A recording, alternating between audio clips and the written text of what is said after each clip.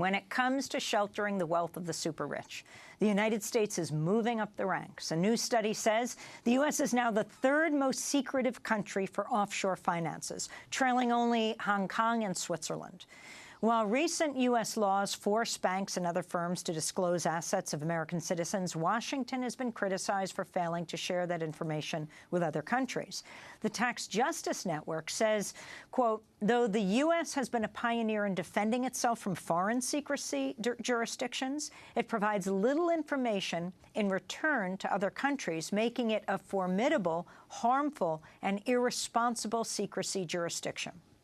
A 2012 study on the offshore economy estimated wealthy individuals and their families have between $21 and $32 trillion of hidden financial assets around the world in offshore accounts or tax havens. The actual sums could be higher because the study only dealt with financial wealth deposited in bank and investment accounts and not other assets such as property and yachts. Well, a new documentary tackles the issue of tax havens and their cost to the societies, losing out on trillions of dollars in revenue. The film is called The Price We Pay. This is the trailer. Does Apple Inc. own directly or indirectly AOI, AOE, and ASI? Yes. And where is AOI a tax resident? It does not have a tax residency. You know, we're talking about 10 to 15% of the world's financial wealth basically being invested offshore beyond the reach of tax authorities. So far from being a success story, I regard the City of London as the world's biggest tax haven. Can you tell me how many subsidiary companies of your group are incorporated and operating in the Cayman Islands? Barclays Bank at UK Public Accounts Committee. I don't have that number with me either. You have 181. There are $1.6 trillion booked to Cayman Islands banks. Almost none of that is actually in Cayman. Many politicians have an illusion that they actually run their country, when actually they run their country within the confines that the global financial system places on. There was a period before we had a welfare state. We had the welfare state under a certain set of conditions, and those conditions have changed. This social contract is broken. People didn't invest money into services. I mean, you look at the state of the roads here, the most basic thing, and there's potholes everywhere. Property tax they're introducing, water tax, all these new taxes, personal taxes. What's different about Google, we're not selling books and we're not making coffee. The consumers are based on the computer science. That is what creates the economic value for Google. What does Bermuda create? Kodak had hundreds of thousands of employees, really good, solid middle-class jobs. The new world of photography is Instagram, which had 13 employees and sold for $1 billion to Facebook. Businesses die from this industrial revolution. They stop paying taxes, and the benefits move to tax havens. At some point, more inequality is not simply more inequality. It needs another name. People are being expelled from livelihoods. We are the 99%! We are the 99%! People used to, in their positions, use that money to invest in our country, to invest in people, and they're not doing it anymore. And as a nurse, I would say they're probably a little bit mentally ill. It's not normal to want to hoard all that money. And the people in this country need it. We pay all the tax you require us to pay in the UK. We paid $6 billion of tax last year. We're not accusing you of being illegal. We're accusing you of being immoral. The trailer for the new documentary, The Price We Pay. For more, we're joined by two guests. Harold Crooks is the director of the film, and James Henry is an economist, lawyer, senior advisor with the Tax Justice Network, co-authored their 2012 study estimating up to $32 trillion in hidden offshore assets worldwide. He's interviewed in the documentary, The Price We Pay. Welcome both to Democracy Now! Harold, let's begin with you, why you made this film. Well, I made the film. I was approached with the offer to make the film by a well-known Canadian producer, Nathalie Barton, who had been contacted by a Canadian fiscal expert, Brigitte Alpin, who'd written a number of books on the imminent collapse of public finances in the Western world, and they asked me if I would be interested in taking on the project. And after I thought about it a bit, I realized that the issue of taxation is actually a lens through which we understand power. Who has it, who doesn't, and whether the average person has a hope in hell of getting ahead in life. And once I had that perspective on it, I was happy to take on the project. I want to turn to another clip from your amazing film, The Price We Pay. During a British parliamentary hearing in 2012, Labour MP Chuka Harrison-Amuna questioned Barclays CEO Bob Diamond about his company's tax practices. Would you say that one of the ways companies meet their obligations to society is through the payment of tax? Yes or no? I think payment of tax is an important responsibility of businesses, yes. Could you tell me how many subsidiary companies your group uses and are incorporated in the Isle of Man? I don't have that number with me. I'd be happy to look into it. Well, according to the return that your group company put in last year, you have 30 subsidiaries operating in that jurisdiction. Can you tell me how many subsidiary companies you have operating in Jersey?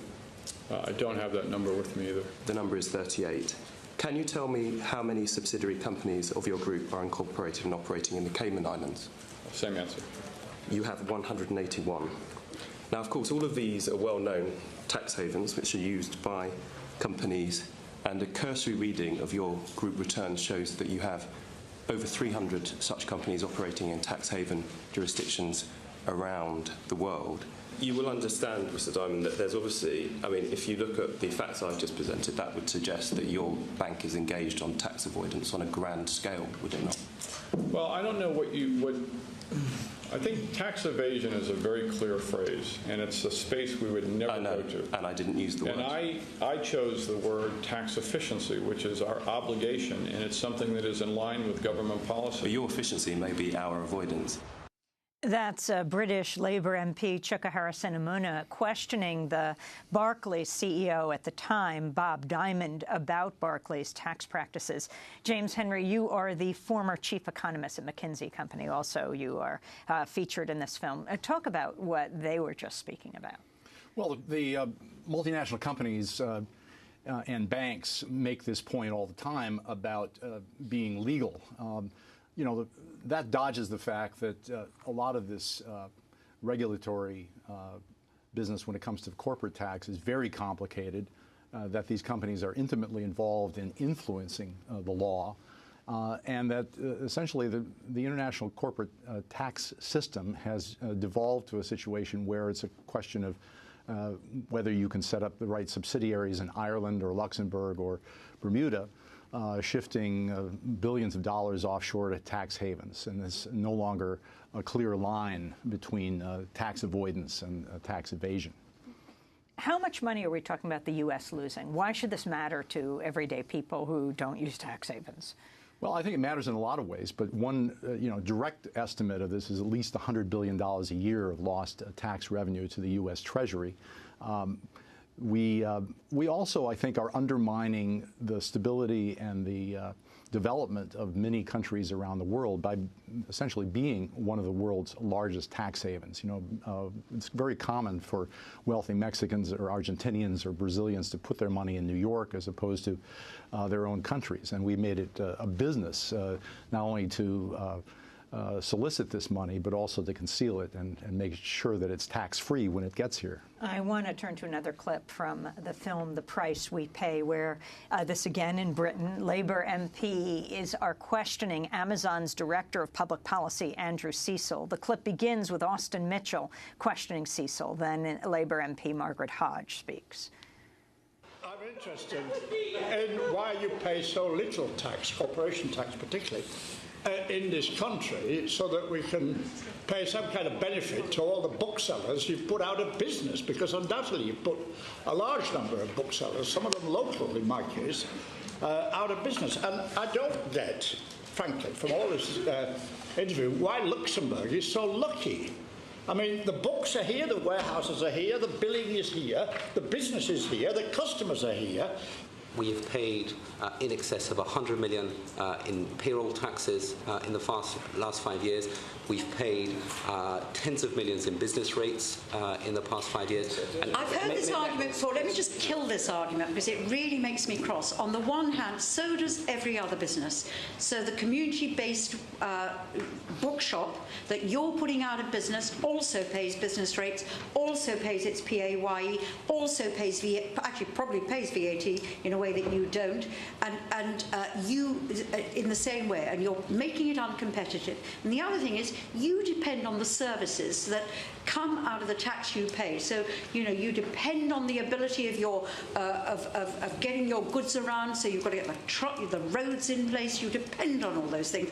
And probably worst of all, both you and Mr. Alsted employ people on probably minimum wage if we're lucky, and then we, the taxpayer, pick up the tax credit bill for that too. So we're putting a lot of money back into the people you put, and you're not putting enough tax into our economy. That's what's riding us all. That's Labour MP Margaret Hodge, interestingly questioning Amazon. Amazon's just announced they're opening their first actual bookstore after putting out of business many actual bookstores around the country in Seattle, Washington. But I'd like to turn to another clip from the film, which features Labour MP Margaret Hodge, as we just were listening to her, and the Vice President of Google UK, Matt Britton.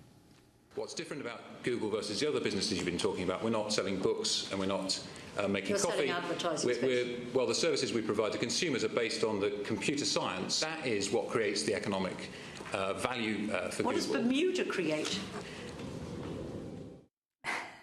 That is, again, Labour MP Margaret Hodge and Vice President of Google UK, Matt Britton. The significance of these interactions that you put into your film. Well, the significance of the interactions is the culmination of a story with which the film begins. The film begins with the creation of Offshore World, and I'll try to do this very, very quickly. We need a historical context for this. The British Empire collapses after the Second World War. London, which had been the capital of global finance up to that point, needs to find a new way to maintain its position as the capital of global finance. What it begins to do is transform its colonial dependencies, particularly in the Caribbean and other places, into secrecy jurisdictions or tax havens. That begins in the late 50s and 60s.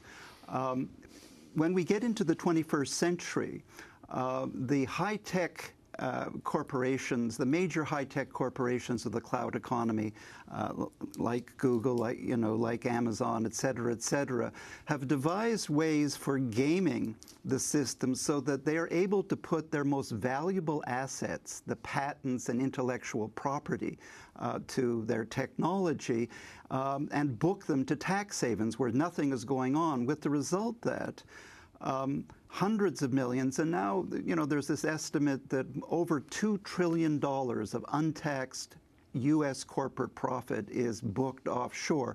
Well, offshore is really a fiction. It's a legal and accounting fiction. The money's actually not there. It's merely on a separate set of books in New York or London or Paris or New Haven. And the point of all this, Amy, is that the offshoring of the world's wealth is undermining some of the major social innovations of the 20th century. The middle class, Social Security, these are things that never existed before the First World War. And they're very, very dependent on a whole interconnected bunch of things. Progressive taxation, to start with, all of which is being undermined by this offshore world that is now being gamed to the tune of trillions of dollars. James Henry, we have 15 seconds. What do you think is most important to do right now? Well, there's a global tax justice movement. It recognizes this is a global haven industry that we're fighting, not just an archipelago of individual havens. And there's all kinds of tax reform that we need to put on the agenda going forward. But this is not something that's going to be made in Washington. It's going to be something that citizens have to get involved in. Do you think Occupy began the movement?